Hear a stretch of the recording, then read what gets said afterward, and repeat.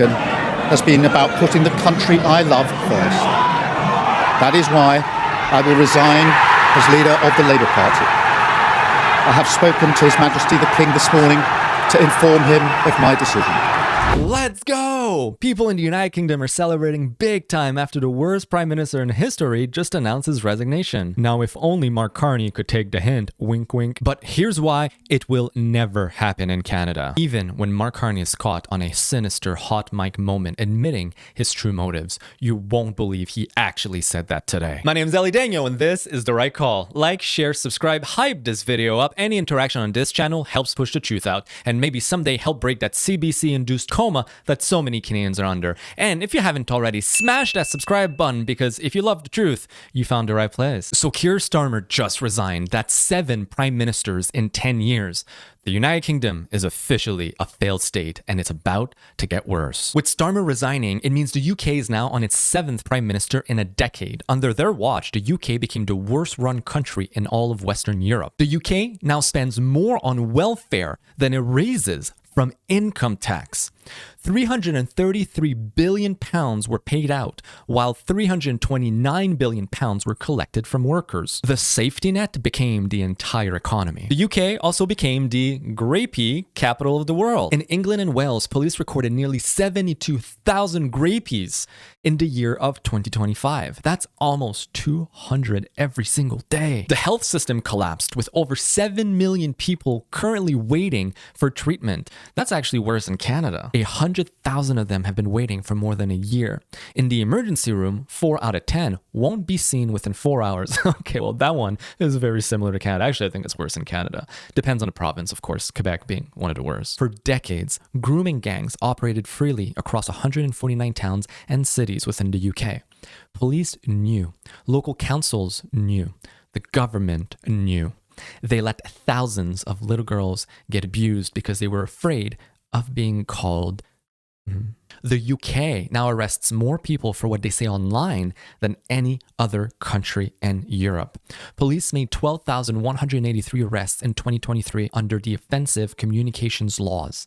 That is around 33 people arrested every day for what they said or posted online. Now that's something Canada is going to follow suit now with Bill C-22 and Bill C-9 having been passed and received royal assent. Britain has banned all new oil and gas exploration in its own North Sea in the name of green energy. Meanwhile, Norway remains the UK's biggest energy supplier, selling to Britain North Sea gas from the other side of the very same sea. You know what, again, there's a lot of parallels with Canada, and this is why we're talking about this today. Stick around because we'll draw those parallels very quickly. In May alone, the UK borrowed £23 billion, the second highest figure ever recorded for a single month. That's a month. Government debt is now at 95% of GDP. Debt interest payments cost over £11.7 billion in May alone, £4 billion more than a year ago. The country is ungovernable and bankrupt. Side note, our government debt to GDP is actually higher than the UK's. Since the pandemic, the US economy grew by 15%. The UK grew by a mere 6%. Even the Eurozone did better, which is funny because we call them Europores for a reason. They're not very strong economically. But again, when compared to Canada, it's so much worse here. And if you think this is about to get better, the next Prime Minister will be Andy Burnham, who is further left and with zero mandate from the British people. His agenda points to a bigger state, more public control, and higher taxes, which, by the way, he's not even an elected MP in the UK. Again, the similarities with Canada, Trudeau resigning, Mark Carney coming to the helm of everything without having been elected.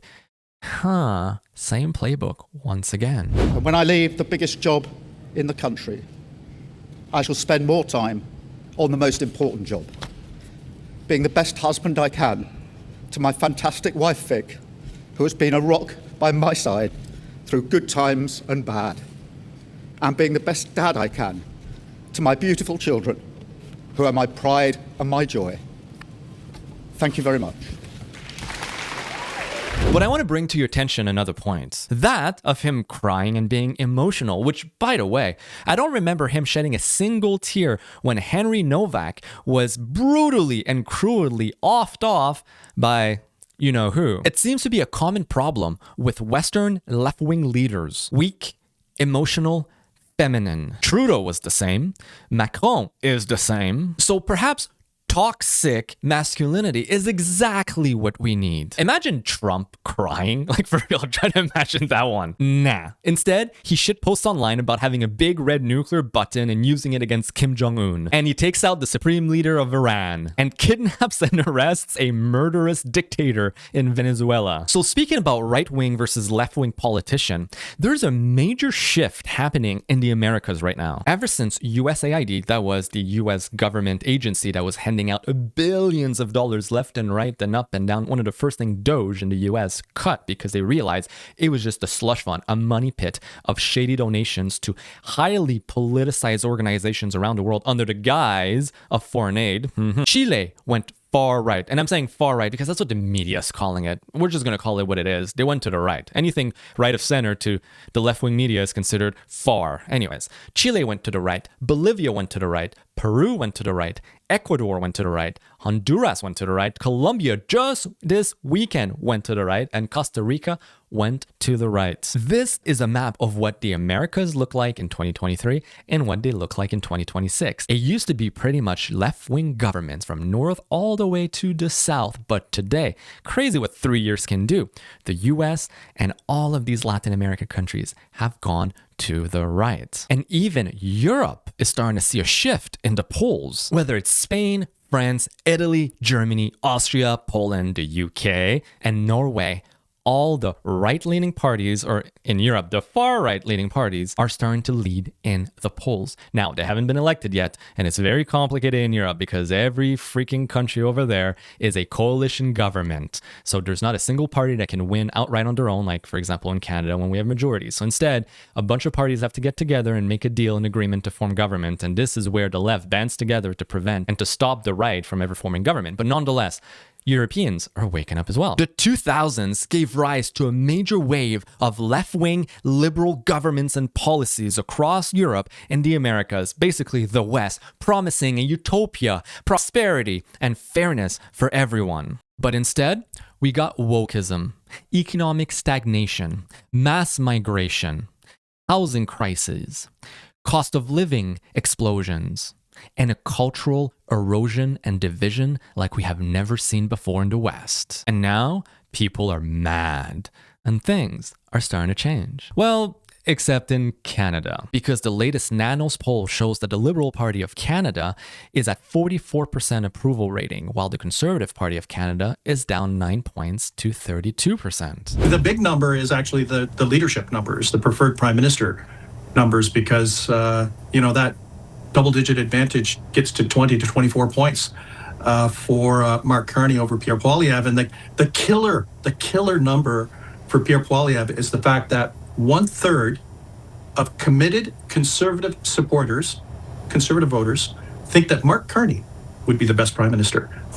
That's the problem for Pierre Poilievre, and that's the advantage. That kind of sums up Mark Carney's advantage in the polls. It's all about him. It's the Carney government, not the Liberal government. It's the Mark Carney government. So the Mark Carney government, you say? Well, the Mark Carney government is a bigger failure than Keir Starmer. Well, if it's your government, you're going to own up to it, aren't you?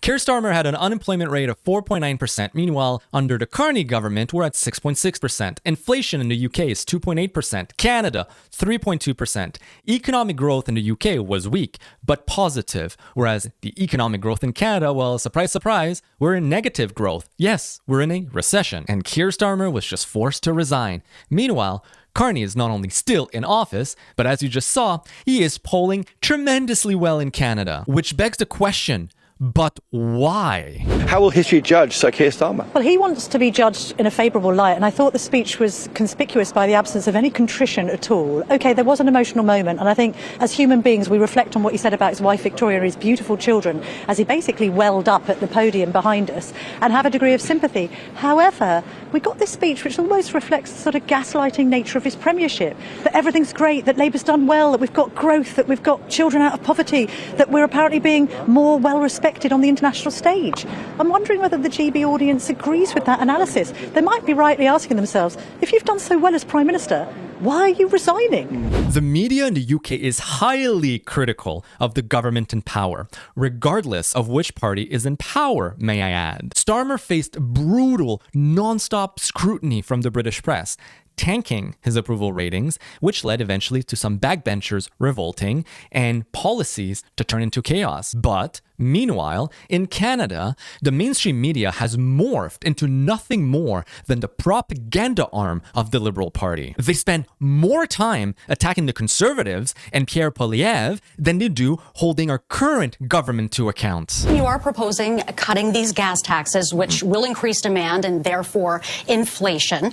Why should Canadians trust your economic credentials? Sorry, I don't understand that you're framing there. You say that lowering a tax on gas will increase inflation? Increase demand for the gas, which, again, could increase inflation. Okay, that's an interesting one. I've never heard anyone saying lowering taxes on gas could possibly increase inflation. They spend more time finding excuses for failures of our country, finding scapegoats for the Liberals, cough, cough, Harper, Ukraine, Iran, Trump, whatever the flavor of the month is, rather than investigating why things are failing in the first place. This is why the CBC gets $1.4 billion a year. This is why all other media companies receive $600 million a year. This is why all the newsroom staffers have their salaries subsidized to the tune of 30%. This is why Bill C-11 exists. The truth in Canada is whatever the mainstream media repeats over and over and over again, no matter what the actual facts reveal. And now you know why Mark Carney is doing considerably worse than Keir Starmer, and yet Canadians are slurping it all up. The truth is, they don't really know what's happening. It's like people in North Korea that think that North Korean economy is booming and that they're the ones who are winning at life. Meanwhile, they're in famines, they have no freedom, no liberty, they are under totalitarian rule, and yet most people are none the wiser. You want to know who knows the truth? Government officials. But the population?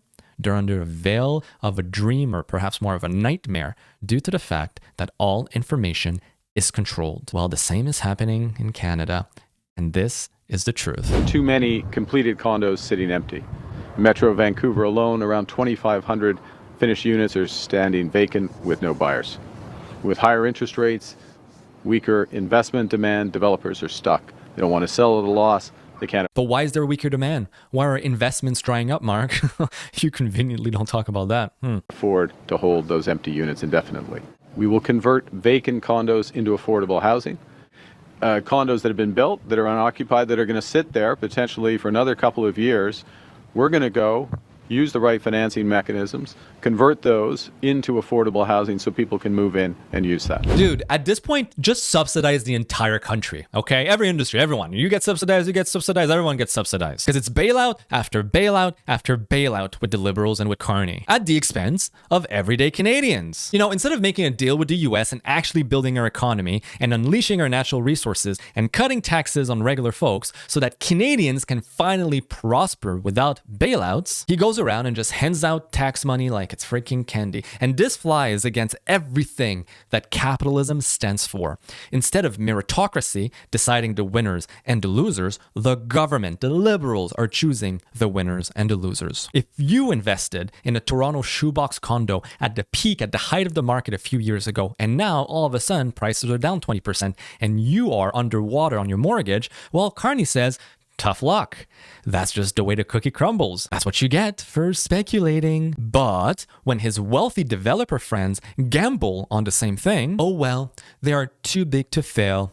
We must bail them out. And Pierre had this to say about this deal. Where is your bailout? Because Mark Carney's seems to have a bailout for anyone who's part of the Liberal club of power brokers, corporate insiders, and lobbyists. They all get a bailout. The latest example is the bailout that Mark Carney announced for developers and banks here in Vancouver. Let's just be clear what he's promising. He came here and said he was going to transform 2,200 empty condos into affordable homes using what he called innovative financial tools. What innovative financial tools? It sounds like magic. And normally the innovative financial tool to turn an overpriced empty condo into an affordable home is for the price to drop until someone can afford to buy or rent it. So why not just let that happen? Well, Mr. Carney answered that question. He said because the developers do not want to lose money. All right. Well, they took a risk. They decided they wanted to build those condos at a time that we were in a housing bubble, but now they're selling those houses, those homes at a time when the housing bubble has burst. So the risk did not pay off, and they would lose money. Well, somebody's going to lose money here, because if the condo goes from expensive to less expensive, who's going to pay the difference? Well, Mark Carney wants you, the taxpayer, who's struggling with mortgage payments, grocery bills, and high gas prices, to pay those losses instead of the developers who took the risk in the first place. He wants to privatize the profit and socialize the losses. In other words, make you pay the price. This is a transfer of wealth by Mark Carney. It is a transfer of wealth from the have-nots to the have-yachts, who Mark Carney wants to bail out. I love the whole from the have-nots to the have-yachts. I'm stealing that line. And another line that is important to note is you privatize profits, but you socialize losses. That's exactly what Carney is doing. But don't worry, because nothing will change. Why? Well, because he's manufactured a majority. And on this crazy hot microphone moment, he reveals exactly why he did that. You just have MPs and they're not useful for votes. No, but you more or less political system. We have exactly. Yeah. So you need. Yeah. And same with all the cabinet members. Exactly. Oopsie, I don't think the press was supposed to catch that little moment. That was Prime Minister Carney with the Croatian Prime Minister discussing how members of parliament are only useful for votes. You know, not voices and representatives of their communities, not legislators. Nah.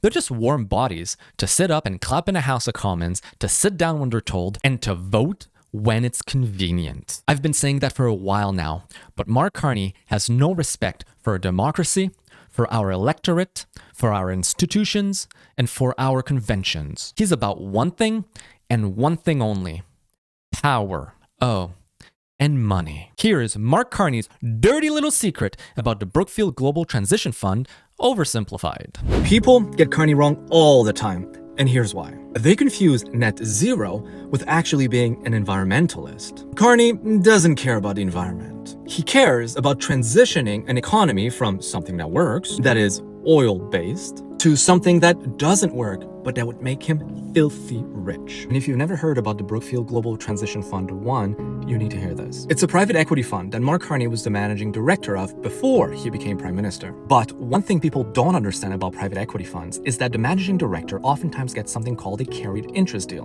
which is a sort of performance bonus for any increase of the fund's value above the hurdle rate, aka the minimum guaranteed rate of return to investors. And this carried interest bonus is not something you can divest from. It's not something you can put in a blind trust. It's not something you can just say, oh, I'm prime minister now, I don't want it anymore. So why does it matter? Because if you look at all the companies that the Brookfield Global Transition Fund owns, it is all companies that operate into net zero, green, diversified kind of energy sectors. Nothing to do with the oil-based standard energy infrastructure that we have today and that Canada thrives off on. And based on how well these companies within the fund do, by roughly 2032, Mark Carney could stand to make hundreds of millions of dollars in his pocket with that performance bonus. So now, ask yourself, why is Mark Carney so hell-bent on net zero? And why are all his policies nothing to do with the environment or helping anything out, but rather always benefiting certain companies in the sector? Follow the money. It's always about the money. We have a prime minister that is not looking out for the best interest of the country. Rather, he's looking out for the best interest of his pocket and that of his wealthy friend. Everyone on the right side of things knows this, but normies elsewhere need to have this information repeated over and over and over again until it sticks. Let's take a page from the CBC and just keep repeating the message, this time the truth, until it sticks. So share this video far and wide, and also comment down below. Did you know about the Brookfield Global Transition Fund 1? Because it explains why Canada's economy is completely tanking. but it's also about to get much worse. Oops, how did that get there? I actually wanted to show you something else, but I guess we're gonna have to talk about that for 5 seconds. Food inflation in Canada has surged in the month of May. Fresh fruit increased 5.3%. Fresh vegetables increased 9%. Food inflation overall stands at 4.3% year over year just this month. Meanwhile, headline inflation is at 3.2%. Oh, look at that. It's creeping back up. Of course, the government's going to blame everything, but their horrible policy on the economy, but whatever.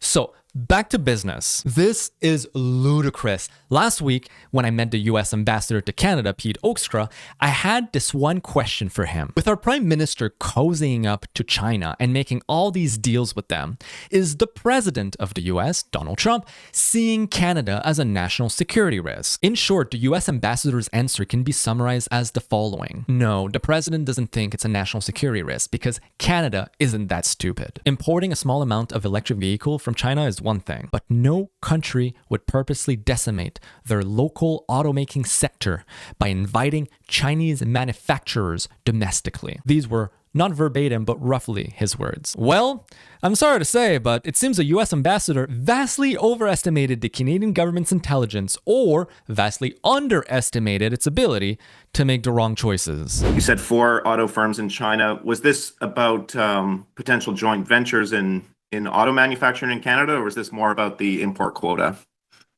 It was about both. All the different Chinese EVs automakers that I met are interested in having access to the 49,000 Chinese EVs quota, and at the same time are willing to explore creating joint ventures in Canada in order to produce in Canada. Oh God. And to think that it's Mélanie Joly in charge of this on top of that just gives me so much hope. Try to imagine this for yourself. Chinese-backed CCP loyalist business people, seasoned businessmen, you know, the tough, gritty ones versus Mélanie Joly. Oh my God, you want to invest in Canada?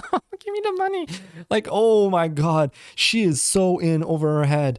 And you know we're about to get screwed. Now, right before recording this episode, a tragedy happened in Montreal. It appears, and all the information right now is very minimal and lacking, but it appears that a gunman opened fire in Montreal, killing 1 police officer. It appears that a bystander was also sadly hit and killed. Unsure if it's by the collateral damage by a police officer, it seems there might be, or by the shooter, the perpetrator. And several other people have also been injured. Luckily, the perpetrator has been neutralized, but I just want to take a second to highlight this and to give my condolences to the police officer who lost his life today in the line of duty, and send out my thoughts and my prayers for everyone who's affected.